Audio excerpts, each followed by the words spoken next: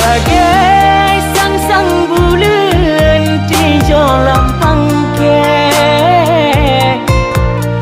sangat percaya watelun dengan jawaban kata. Tergasihkan karena tak pandang harta,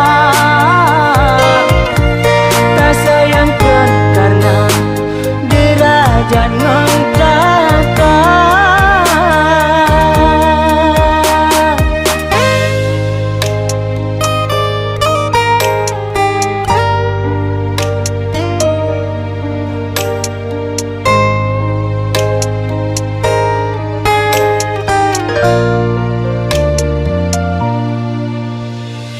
Tapi sungguh lonya gelisah, hati gundah mudah ragu.